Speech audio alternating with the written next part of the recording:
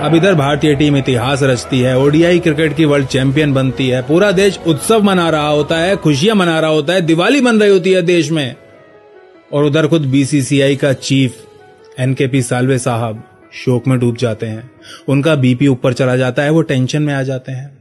उस समय बीसीसीआई के चीफ रहे एनकेपी साल्वे, महाराष्ट्र से आने वाले कांग्रेस के एक बहुत ही सम्मानित नेता, जो राज्यसभा में कांग्रेस के एमपी हुआ करते थे और आगे चल के 1993 में पीवी नरसिम्हा राव के अंडर कैबिनेट मंत्री भी बनने वाले थे।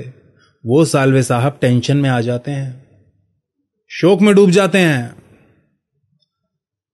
क्योंकि उन्हें पता था कि हमारे बोर्ड के पास अब इन खिलाड़ियों को देने के लिए एक पैसा नहीं है। इसीलिए भारत के वर्ल्ड कप जीतते ही वो पहला फोन ना ही देश की प्रधानमंत्री इंदिरा गांधी को लगाते हैं और ना ही उनके सुपुत्र और कांग्रेस के जनरल सेक्रेटरी राजीव गांधी को। वो सबसे पहला फोन लगाते हैं बीसीसीआई के ट्रेजरर को और अकाउंटेंट को। वो अकाउंटेंट से पूछते हैं कि भाई ये बताओ, बोर्ड के अकाउंट में कितने पैसे पड़े हुए हैं? हमने सोचा नहीं था, लेकिन ये खिलाड़ी वर्ल्ड कप जीत गए और वर्ल्ड कप जीत के जब वापस आएंगे तो इन्हें कुछ देना तो पड़ेगा इनाम में, तो कितने पैसे दे सकते हैं? अकाउंटेंट कहता है कि सर, अगर पूरा अकाउंट भी खाली कर दें, पूरे बैंक अकाउंट पे झाड़ू फेर दें, तब भी 15-20 हजार रुपए, ज्यादा से ज्यादा 20 हजार रुपए। इसलिए वो अगला फोन अपने पीए को लगाते हैं और पीए से पूछते हैं कि भाई मैं एमपी हूं, मेरे एमपी फंड में मुझे हर साल पैसा मिलता है, तो बताओ उसमें कितने पैसे पड़े हैं, वहां से पैसे निकाले जाएं तो हम खिलाड़ियों को कितने दे सकते हैं? उनका पीए कहता है सर 1 लाख रुपए पड़े हैं, 1 लाख से ऊपर नहीं हो पाएगा, आपके फंड में 1 लाख है, बाकी खर्च हो गए इधर उधर, ये बनवा दिया वो बनवा दिया, 1 लाख रुपए से ऊपर नहीं हो पाएगा आपके फंड में से निकालें तो बीसीसीआई के पास जो पैसे थे और इनके एमपी फंड में जो पैसे थे, वो मिलाकर भी हर खिलाड़ी के लिए इनाम की राशि 25,000 से ऊपर नहीं जा पा रही थी। 25,000 rupees per player world cup जीतने के बाद, उस समय के हिसाब से $2,500 मात्र। उनको इंदिरा गांधी से तो कोई आशा नहीं थी, क्योंकि इंदिरा गांधी ने पहले ही मना कर दिया था। उन्होंने फोन लगाया था पीएमओ को, वो इंदिरा गांधी जी से बात करना चाहते थे, लेकिन बात हो नहीं पाई थी। लेकिन इंदिरा गांधी जी के पीएमओ में आसपास जो उनके रहते थे पीएमओ में, उन्होंने साल्वे साहब से फोन पे ही साफ मना कर दिया था कि भाई पैसे नहीं है, संविधान में कोई ऐसा प्रावधान नहीं है जिसके तहत पैसे दिए जा सकें। कहां से दें पैसे? कोई कानून तो हो, कोई ऐसा कानून हो, कोई प्रावधान हो संविधान में जिसके तहत हम पैसा, ये फंड्स रिलीज कर सकें। नहीं है हमारे पास कोई ऐसा प्रावधान, तो उन्होंने साफ मना कर दिया था। लेकिन फिर भी साल्वे साहब दिल्ली जा रहे थे, क्योंकि उनको उम्मीद थी राजीव गांधी जी से।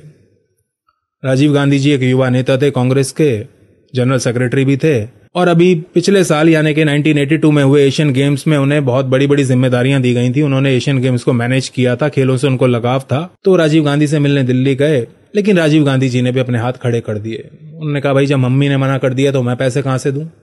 जो देश की प्रधानमंत्री मेरी मां नहीं दे पा रही, उसने मना कर दिया तो मैं कहां से दूं पैसे? मेरे पास तो नहीं है पैसे देने के लिए, ना मेरे पास कोई ऑफिशियल पोजीशन है, मैं कोई मंत्री नहीं हूं, कुछ नहीं हूं, मैं पैसे कहां से लाऊं? राजीव गांधी जी ने भी हाथ खड़े कर दिए। साल्वे साहब अपना समूह लेके मुंबई वापस आ गए और बहुत ज्यादा टेंशन में थे कि भाई अब खिलाड़ियों को दें तो दें क्या, पैसे लाएं तो लाएं कहां से? दर दर की ठोकरें खाने के बाद साल्वे साहब एक ऐसे व्यक्ति को फोन करने का निर्णय करते हैं जिसको क्रिकेट से बहुत ज्यादा लगाव था। भारतीय फर्स्ट क्लास क्रिकेट की, डोमेस्टिक क्रिकेट की, भारतीय क्रिकेट एडमिनिस्ट्रेशन की एक larger than life image, Raj Singh Dungarpur. Rajasthan के प्रिंसली स्टेट डूंगरपुर में जन्मे हिज हाइनेस राज सिंह डूंगरपुर। 1955 और 71 के बीच राज सिंह डूंगरपुर ने कुल 86 फर्स्ट क्लास मैचेस खेले थे और इन मैचेस में उन्होंने 208 विकेटें ली हुई थी। साल्वे साहब जानते थे कि अब कोई मेरी मदद अगर कर सकता है इस पूरे देश में तो राज ही कर सकता है, उसके अलावा कोई नहीं कर सकता। और जैसे ही वो राज सिंह डूंगरपुर को फोन करते हैं और कहते हैं बताओ भाई राज क्या चल रहा है, सब बढ़िया? उधर से उत्तर आता है, अरे साल्वे साहब आपके ही फोन का इंतजार कर रहा था। क्या बात है, पूरी दुनिया को फोन घुमा दी और मेरी याद नहीं आई? मैं यही सोच रहा था कि साल्वे साहब मुझे फोन क्यों नहीं कर रहे हैं। साल्वे साहब अवाक रह जाते हैं, कहते हैं राज तुम्हें तो पता ही है सब यार, फिर क्या चल रहा है, बताओ क्या करना है। डूंगरपुर उनसे पूछते हैं कि आप कितनी इनाम की राशि घोषित कर सकते हो, कितने पैसे हैं आपके पास जो आप खिलाड़ियों को दे सकते हो। साल्वे साहब कहते हैं कि भाई राज 25,000 से ऊपर नहीं जा पा रहा है आंकड़ा, तो मैं क्या घोषणा कर दूं? डूंगरपुर कहते हैं नहीं, बिल्कुल भी मत कीजिएगा, मैं कुछ करता हूं। साल्वे साहब टेंशन मत लीजिए, घोषणा मत कीजिएगा 25,000 की, मैं कुछ करता हूं, रुक जाइए अभी। दोस्तों ये वो समय था जब राज सिंह डूंगरपुर और भारत की लेजेंडरी गायिका लता मंगेशकर के बीच बहुत अच्छी दोस्ती थी।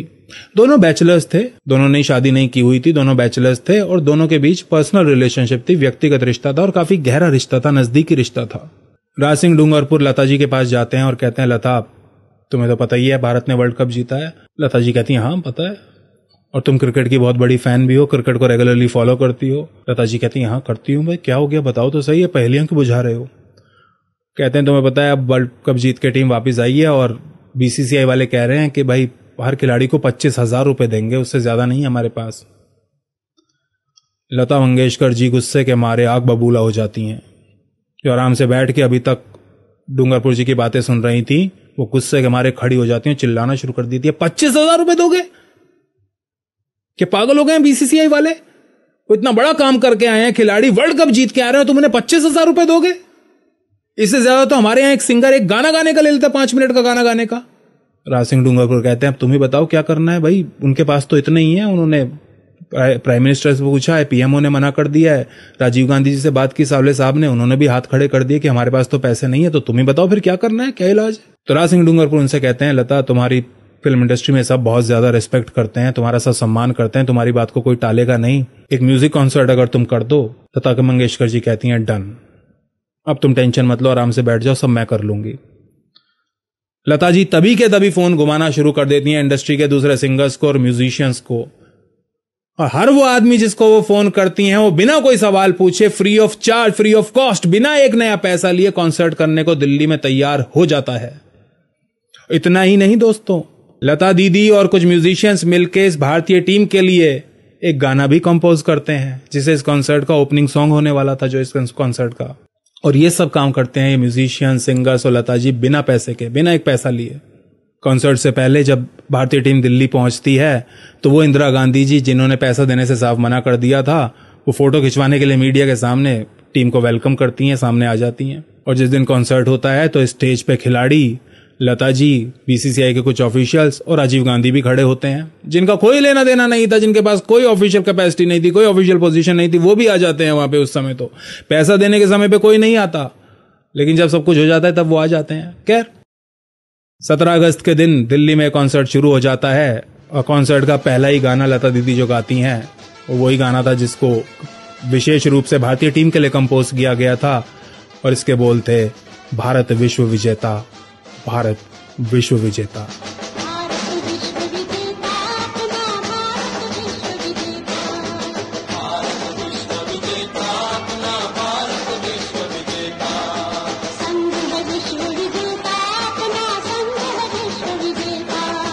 स्वर साम्राज्य लता जी द्वारा गाए गए इस गाने के साथ इस कॉन्सर्ट की शुरुआत होती है और ये कॉन्सर्ट खत्म भी हो जाता है।